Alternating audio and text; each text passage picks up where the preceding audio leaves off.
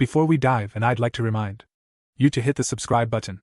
Currently only 1.7% of my viewers are subscribed. Once we hit 1,000 subscribers, I'll release an exclusive special video just for you. The galaxy had long marveled at the extraordinary stability that defined relations between Earth and the Xylorian Federation. 3,000 years earlier, a conflict had nearly erupted as humans expanded into space. Yet cooler heads prevailed, leading to a historic treaty that united two wildly different species. This peace became the bedrock of interstellar diplomacy, with both sides benefiting immensely from mutual cooperation. For humans, it meant access to advanced Xylorian technologies and knowledge that accelerated their evolution as a species. For the Xylorians, it meant cultural exchanges and an efficient ally in galactic affairs. Together, they built an era of unparalleled prosperity. Humanity flourished under this stability. Earth and its colonies became a marvel of technological ingenuity. Cities floated among the clouds of Venus, while undersea metropolises thrived on Europa. Disease and hunger became relics of the past, as did war, long replaced by diplomacy and innovation. A universal philosophy of cooperation emerged, emphasizing intellectual and cultural pursuits. Humanity no longer saw the need for conflict. It was archaic, a reminder of a bygone era. In this post-war age, they harnessed humor and curiosity as tools to resolve disputes and foster connection. The galaxy regarded them as a paradox, brilliant but annoyingly light-hearted. Not everyone viewed this evolution favorably. While humans celebrated progress, resentment simmered within the Xylorian ranks. To some, the partnership had become unbalanced.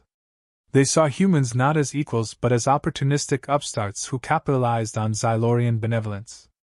Rumors circulated in high councils that humans lacked respect for tradition, that their success mocked centuries of Xylorian discipline. Though peace endured, tensions flickered in the shadows, ignored by leaders desperate to preserve harmony. The breaking point came unexpectedly. A diplomatic misunderstanding spiraled into chaos when a human deep space probe inadvertently trespassed in a restricted Xylorian system. The probe, a harmless exploratory craft, collected atmospheric data before being seized by Xylorian authorities. To the humans, it was an innocent mistake. To the Xylorians, it was an act of blatant disrespect. The incident became a lightning rod for factions within the alien government, reigniting old grievances. It wasn't long before their ruling council convened, driven by hardliners demanding retribution. The Xylorians issued an official declaration of war. Their emissary, resplendent in ceremonial armor, addressed the galaxy with a solemn warning. The speech detailed humanity's transgressions, painting them as an ungrateful species whose arrogance had gone unchecked for millennia. They promised swift and decisive action to restore cosmic balance and reclaim their dignity. It was a masterclass in theatrical outrage, intended to instill fear. Yet the response was not what they anticipated. From the moment the declaration reached Earth, it was met not with panic but with peals of laughter.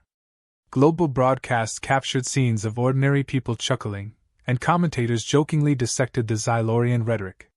Leaders who might have once convened emergency war councils instead shared memes over encrypted networks.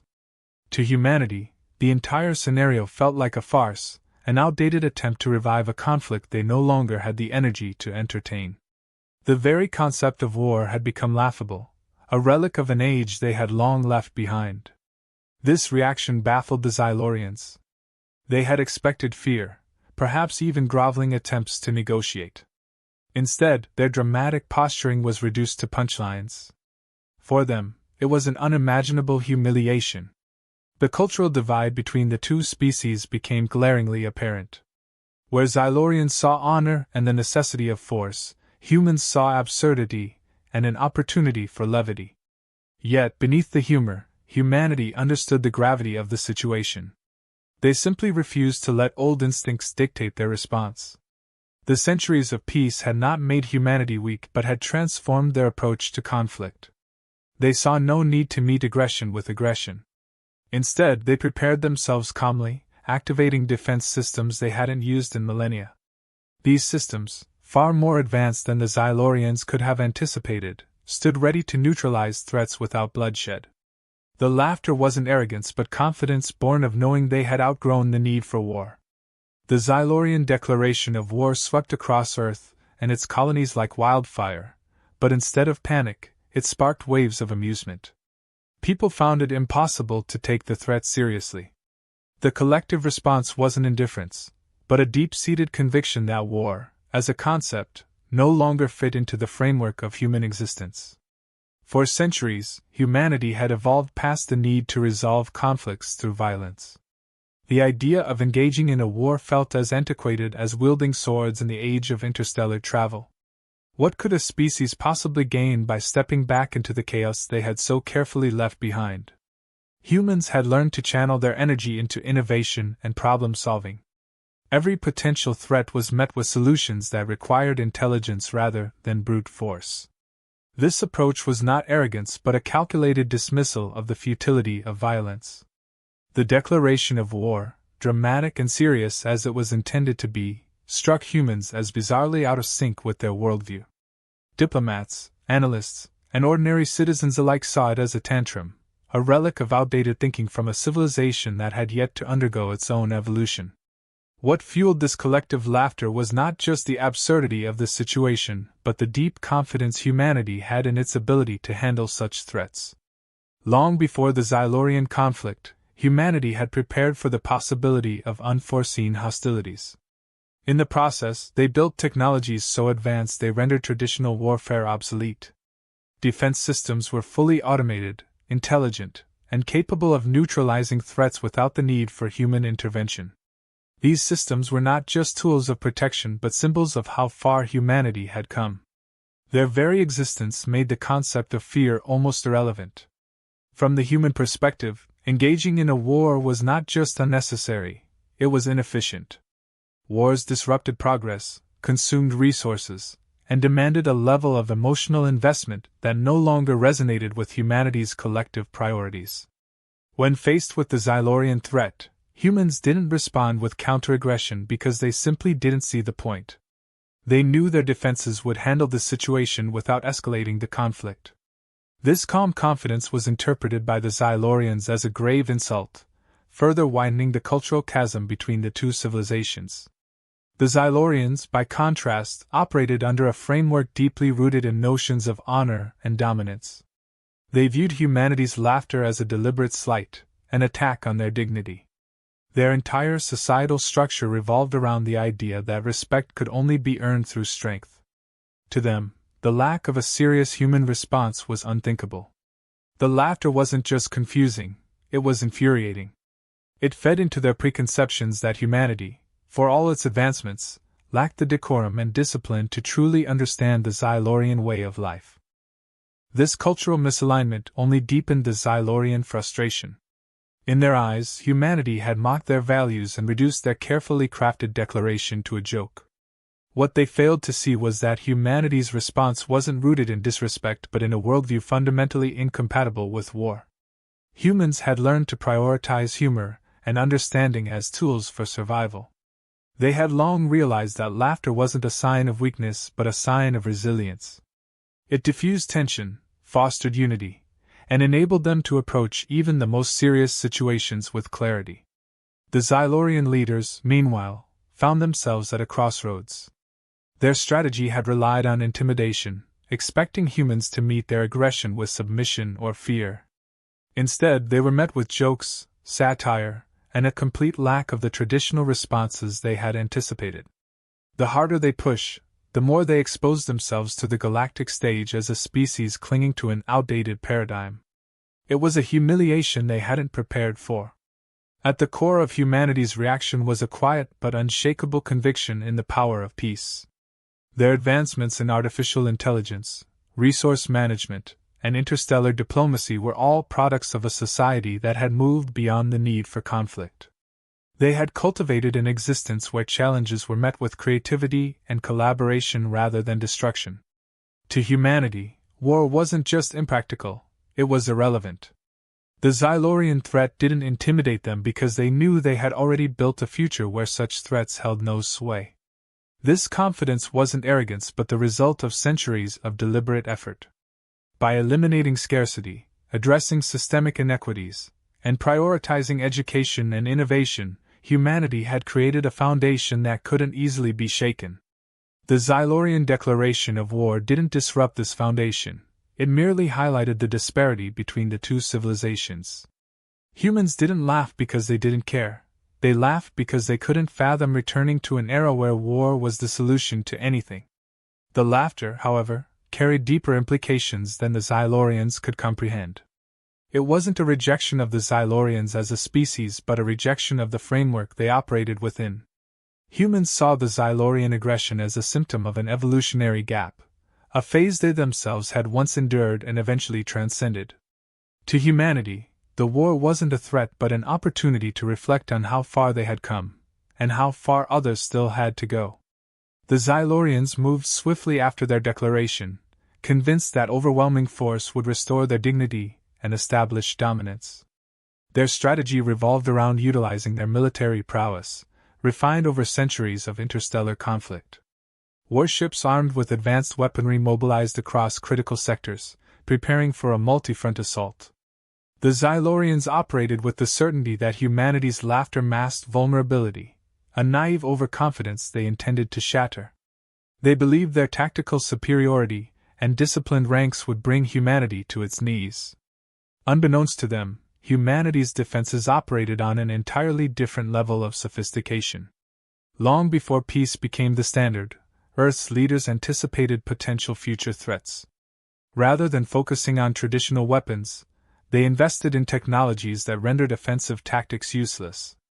Orbital defense grids, powered by artificial intelligence, were capable of identifying and neutralizing threats instantly. These systems didn't just repel attacks, they rendered them futile. By the time the Xylorian fleet arrived within range, every move they made was preemptively countered by precision algorithms designed to dismantle hostility without collateral damage. The Xylorians soon discovered that their attacks, no matter how coordinated or intense, were met with near-instant neutralization. Missiles vanished mid-flight, starships found their systems disabled remotely, and energy weapons were deflected by fields they couldn't penetrate. The sheer efficiency of these defenses bewildered their strategists. The Xylorian war doctrine, built on centuries of conflict, was entirely unprepared for a civilization that had evolved beyond the need for such doctrines. What they viewed as an act of dominance became, instead, an embarrassing demonstration of their own limitations. Humanity's response to these attacks was calculated and restrained. Despite the provocation, no human forces were sent to engage the Xylorians directly. Automated systems handled every threat with surgical precision, ensuring no harm came to either side. This lack of retaliation left the Xylorians increasingly frustrated. To them, the absence of direct engagement was a sign of disrespect, further fueling their determination. Yet every attempt to escalate the conflict only deepened their humiliation. Their warships, once symbols of Xylorian strength, became objects of ridicule as they were repeatedly thwarted by defenses they couldn't comprehend. The frustration within the Xylorian ranks began to grow. Soldiers and commanders alike questioned the effectiveness of their strategies. Internal divisions emerged as some leaders argued that continuing the assault was pointless, while others insisted that retreating would only solidify humanity's mockery. The war they had initiated, intended as a swift and decisive demonstration of power, was spiraling into a debacle that exposed their vulnerabilities. For humanity, the situation became less about conflict and more about maintaining the integrity of their principles. They had no desire to escalate the war or inflict harm. Instead, they allowed their defenses to speak for them, demonstrating a philosophy rooted in nonviolence and advanced problem-solving. This approach not only preserved the peace but also reinforced humanity's position as a civilization that had transcended the need for war. The Xylorian attacks, no matter how aggressive, failed to provoke a response that matched their intensity. As the war dragged on, the Xylorian leadership faced increasing pressure from within. Their inability to achieve even minor victories eroded their credibility, both among their own people and the galactic community. The spectacle of their war effort, broadcast across interstellar networks, became a source of embarrassment. Other civilizations watched in disbelief as the Xylorian fleet floundered against a civilization that refused to engage them seriously.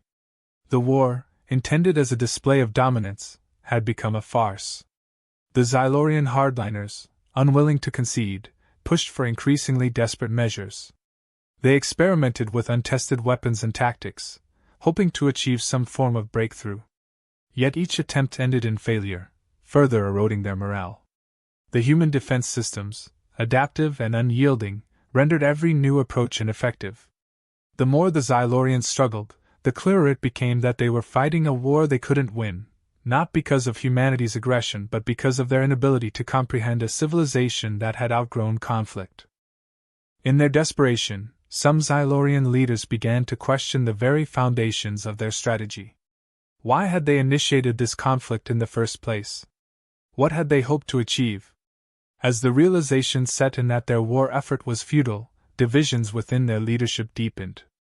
Hardliners clung to the belief that surrender would be dishonorable, while moderates argued that continuing the war would only lead to further disgrace. This internal discord mirrored the broader existential crisis the Xylorians faced, a reckoning with the fact that their worldview, built on dominance and conflict, was becoming obsolete. Humanity, for its part, remained steadfast in its approach. They understood the cultural gap that fueled the Xylorian aggression but saw no value in exploiting it. Their refusal to retaliate wasn't born of arrogance but a commitment to their evolved principles. By neutralizing threats without inflicting harm, they upheld a philosophy that rejected the cycles of violence that had once defined their own history.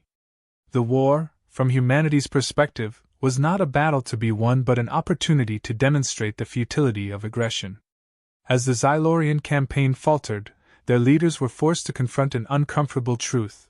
Humanity had not only outpaced them technologically but had also surpassed them philosophically.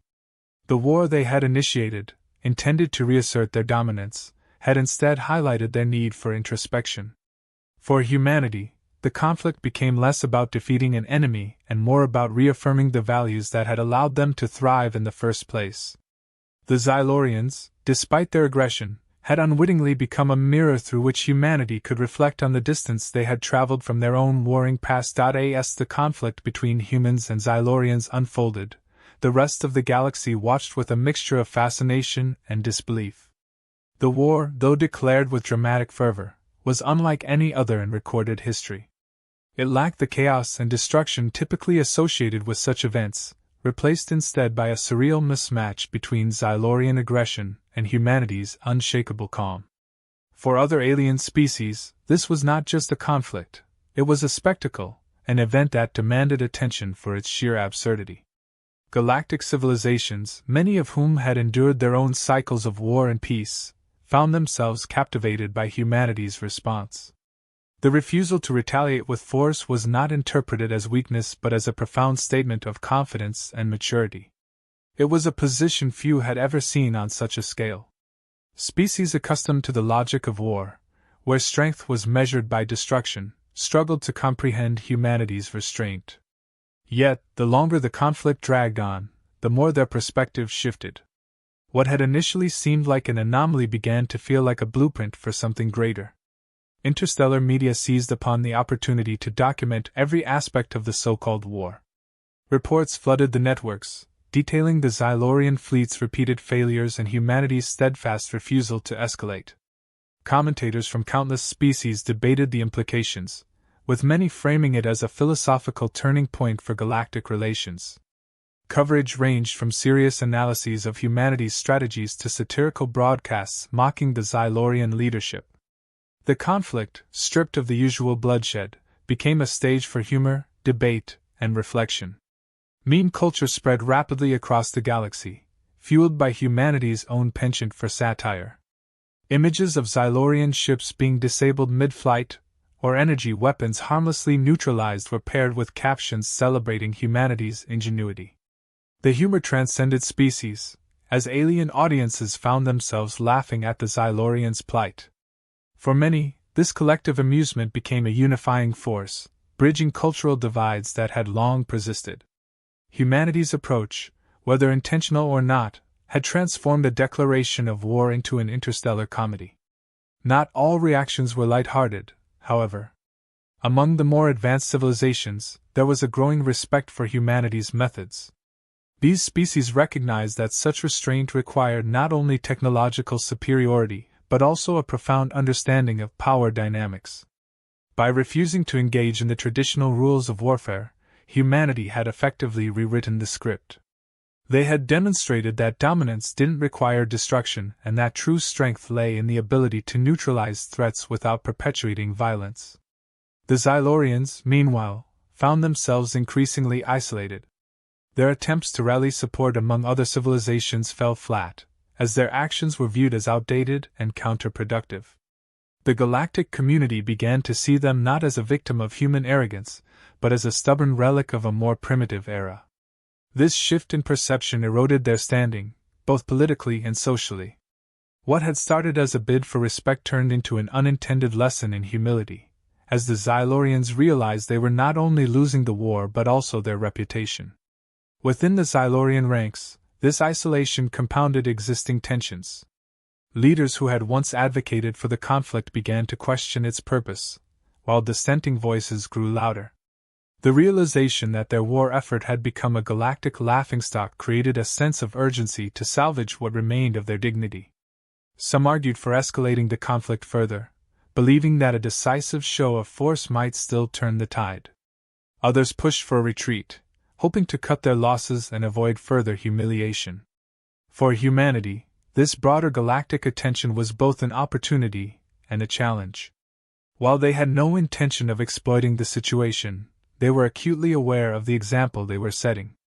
Their refusal to engage in traditional warfare had elevated them in the eyes of many, but it also came with the expectation that they would continue to uphold these principles. Humanity had inadvertently become a symbol of a new approach to conflict resolution, one that other species might look to for guidance. The interstellar community began to engage in discussions about the implications of the conflict. Diplomats, philosophers, and scientists from across the galaxy debated the lessons to be learned. Was humanity's restraint a model for future relations, or was it an anomaly born from their unique circumstances? These debates often returned to the same conclusion: regardless of the motivations, humanity's actions had shifted the paradigm. They had shown that peace wasn't just a possibility but a choice, even in the face of aggression. As the war continued, the narrative evolved from one of conflict to one of transformation. The Xylorian aggression, initially seen as a threat, became a catalyst for broader conversations about the nature of power and the evolution of civilizations. Humanity, by refusing to engage in the expected ways, had forced the galaxy to reconsider its own assumptions about war and peace. The conflict, though far from resolved, had already left a lasting impact on how interstellar relations would be viewed for generations to come. Through it all, humanity remained consistent in its approach. They neither celebrated the Xylorians' failures nor sought to capitalize on their own position. Their focus remained on maintaining the principles that had guided them for centuries. In doing so, they reinforced the idea that their actions were not a performance but a reflection of their core values. This authenticity resonated with many, solidifying their status as a civilization that had truly outgrown the need for conflict. For the Xylorians, the lesson was a bitter one. Their attempts to assert dominance had only highlighted their own limitations, both technologically and philosophically. The war they had initiated, intended as a reassertion of power, had instead exposed their vulnerabilities. Yet, even in their frustration, some Xylorian leaders began to see the value in humanity's approach. The realization that strength could be measured not by destruction but by restraint planted the seeds of introspection within their ranks. The galactic audience, meanwhile, continued to watch with fascination. The conflict had transcended its origins, becoming a lens through which civilizations could examine their own values and assumptions. Humanity's restraint, the Xylorian struggle, and the broader implications of the war created a narrative that resonated far beyond the immediate participants. In the process, the war became less about the clash of two civilizations and more about the evolution of an entire galaxy toward a new understanding of power and peace. The Xylorian leadership found themselves in a crisis. Their attempts to assert dominance had not only failed but had backfired on a galactic scale. The war had revealed a stark contrast between their outdated reliance on force and humanity's evolved approach to conflict. Their repeated failures were not just tactical but ideological, forcing them to confront the possibility that their worldview no longer aligned with the broader galactic reality. Pressure mounted within their council as hardliners clung to pride, while moderates urged a shift in strategy. The war they had initiated with the expectation of swift victory had become an existential reckoning. Humanity, meanwhile, remained steadfast in its philosophy. Their automated defenses continued to neutralize Xylorian attacks effortlessly, and they showed no interest in escalating the conflict. This consistent restraint forced the Xylorians to grapple with an uncomfortable truth: humanity was not refusing to fight out of weakness but out of strength. Every failed attack underscored the futility of aggression in the face of a civilization that had moved beyond it. For the Xylorians, this was a bitter realization. Their pride as a warrior species clashed with the undeniable evidence that their tactics were obsolete. Amid this growing crisis, some Xylorian leaders began to question the fundamental assumptions that had led to the war. They realized that their focus on dominance and strength had blinded them to the possibility of alternative approaches. Humanity's restraint wasn't just a tactical advantage, it was a demonstration of a broader philosophical evolution. The realization that strength could be measured not by the capacity to destroy but by the ability to avoid destruction challenged the very foundations of their society. This realization sparked intense debates within the Xylorian leadership, as they struggled to reconcile their traditions with the reality they now faced. The turning point came when it became clear that continuing the conflict would only deepen their humiliation. The galactic community, once neutral observers, had largely sided with humanity. The Xylorians, who had sought to rally support by framing themselves as victims of human arrogance, had instead isolated themselves. Their repeated failures, combined with humanity's refusal to retaliate, made them appear desperate and misguided. This isolation forced the Xylorians to confront the possibility that their actions were doing more harm than good, not just to their reputation but to their identity as a species. Faced with the mounting pressure, the Xylorian Council finally voted to end hostilities. This decision was not unanimous. Hardliners continued to argue that retreating would irreparably damage their standing. However, moderates prevailed, emphasizing the need to preserve what remained of their dignity and to learn from their mistakes. The Council's formal decision to cease hostilities marked the end of the war, but it also signaled the beginning of a broader transformation for the Xylorians. They had been forced to confront the limits of their worldview and to consider the possibility that their future lay not in conflict but in cooperation. Humanity responded to the Xylorian retreat with characteristic calm. They made no demands for reparations or concessions, instead extending an offer of reconciliation. This gesture was not just a practical decision but a reflection of their commitment to peace. Humanity recognized that the war had been a test, not of military strength but of their ability to uphold the principles that had guided them for centuries. By refusing to retaliate or humiliate the Xylorians, they demonstrated the power of restraint and the potential for reconciliation. For the Xylorians, this offer of peace was both humbling and transformative.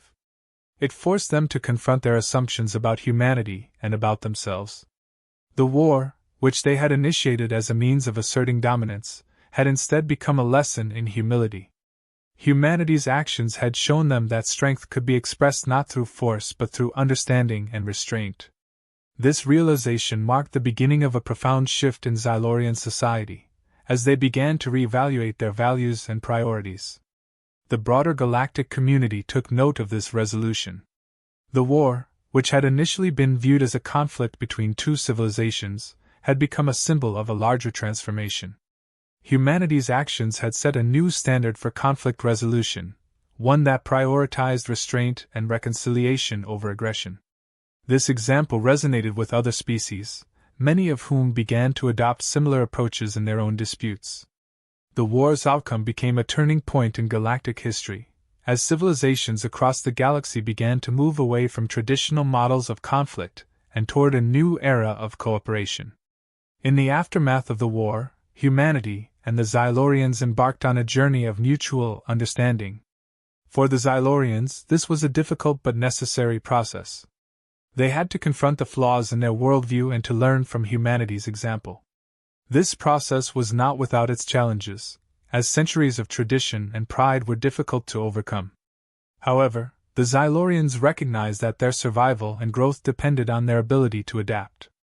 By embracing change, they began to rebuild their relationship with humanity and to re-establish their place in the galactic community. Humanity, for its part, continued to lead by example. They understood that their restraint during the war had set a precedent, and they took this responsibility seriously. Through diplomacy, education, and cultural exchange, they worked to build bridges with the Xylorians and with other civilizations. Their actions reinforced the idea that peace was not just the absence of conflict but an active process of understanding and cooperation. This approach helped to solidify their reputation as a civilization that had truly outgrown the need for war. The lessons of the war extended far beyond the immediate participants. For the galactic community, it was a reminder of the potential for growth and transformation. Humanity's actions had demonstrated that even the most entrenched assumptions could be challenged and that progress was possible even in the face of adversity. The Xylorians, through their willingness to adapt, showed that change was not a sign of weakness but of strength. Together, these lessons served as a foundation for a new era of interstellar relations, one defined not by conflict but by cooperation. The legacy of the war was not one of destruction but of transformation. Humanity's restraint and the Xylorians' eventual willingness to learn marked a turning point in galactic history. The conflict, which had initially been driven by pride and aggression, became a catalyst for growth and understanding. In the end, it was not weapons or strategies that determined the outcome but the ability to embrace change and to prioritize peace over power. This legacy served as a testament to the potential for progress and as a reminder that even the most profound differences could be overcome through empathy and cooperation.